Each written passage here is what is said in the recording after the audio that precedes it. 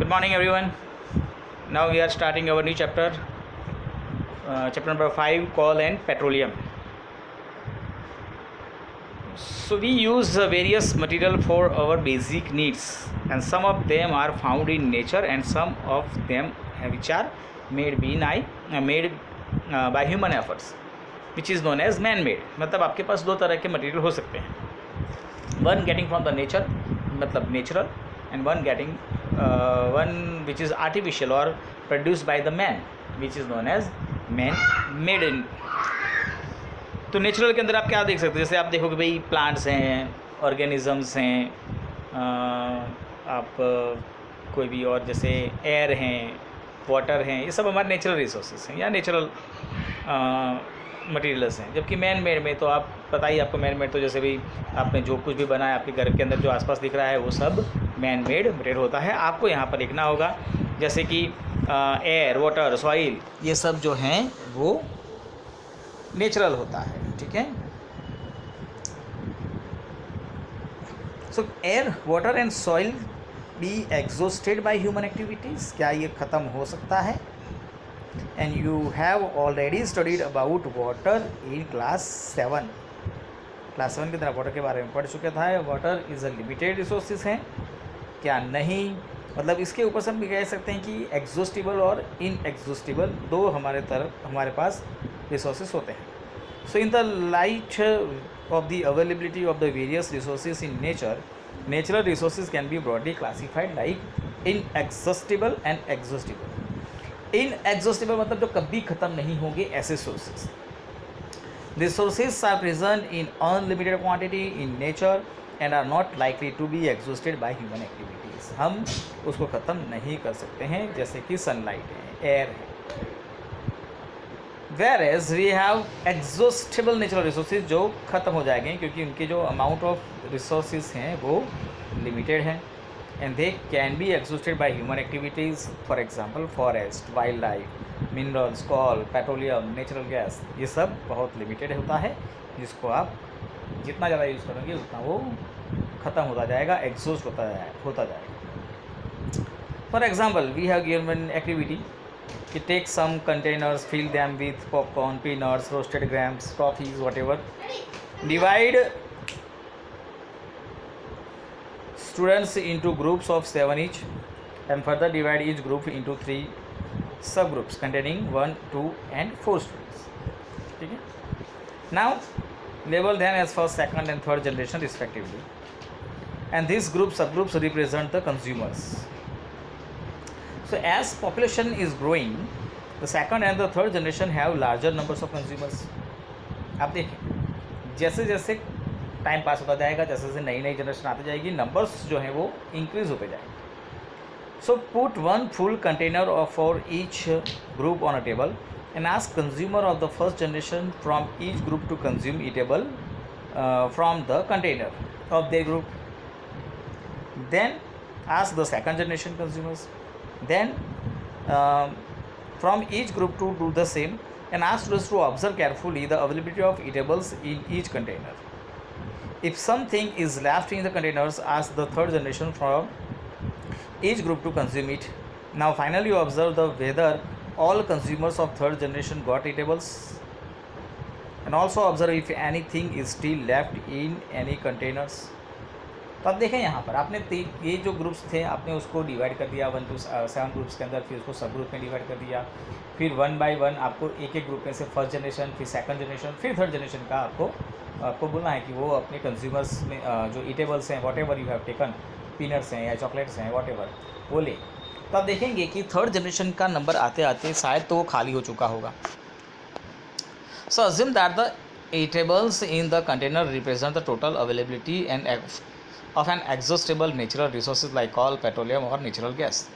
अगर आप ऐसा सोच सकते हैं कि जैसे हमने यहाँ पर टॉफीज़ रखी थी या पीनट्स रखे थे, उसी तरह से सपोज़ कि यहाँ पर एक बड़ा कंटेनर है जिसके अंदर कोल रखा हुआ है, पेट्रोलियम रखा हुआ है, और जितना ज़्यादा आप उसको यूटिलाइज़ करते जाएंगे उतना ही वो कम होता जाएगा.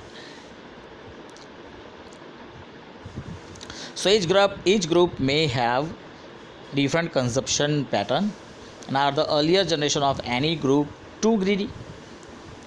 It may be that the earlier generation in some group were concerned about the coming generation and left something for them.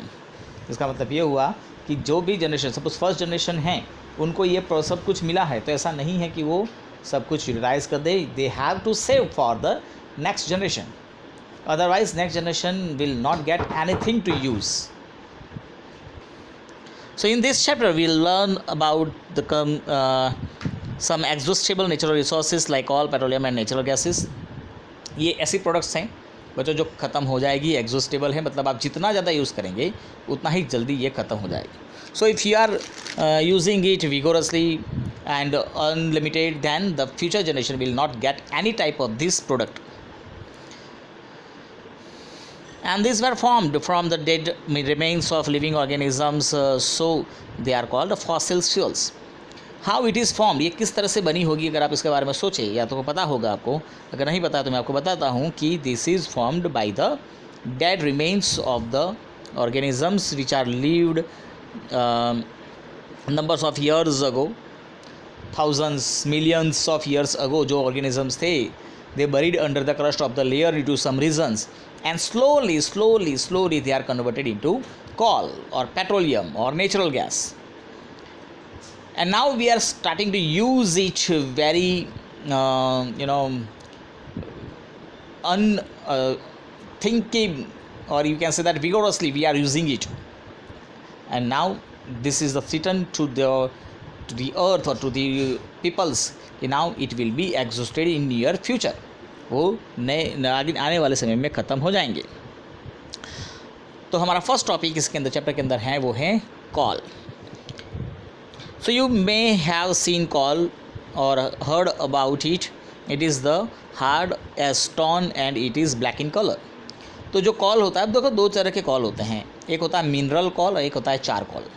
Charcoal वो है जब आप लकड़ी को जलाकर बनाते हो, वो बनता है जो कॉल, उसको हम कहते हैं charcoal. Whereas mineral coals are obtained by the mining to the crust layer of the earth, which is hard like rock or like stone, black in color. So coal is the one of the fuels used to cook food. Earlier it was used in the railway engines to produce steam to run the engines, and it also used the thermal power stations to produce electricity. Nowadays it is not used because it is much polluted.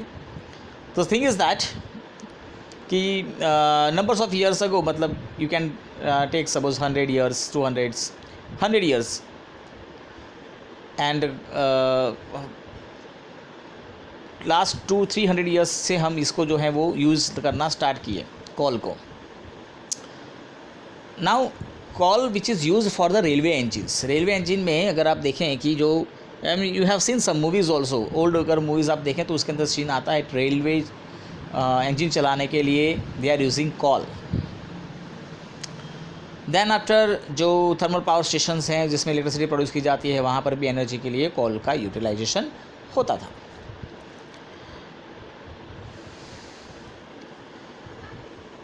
So now the next topic is story about call.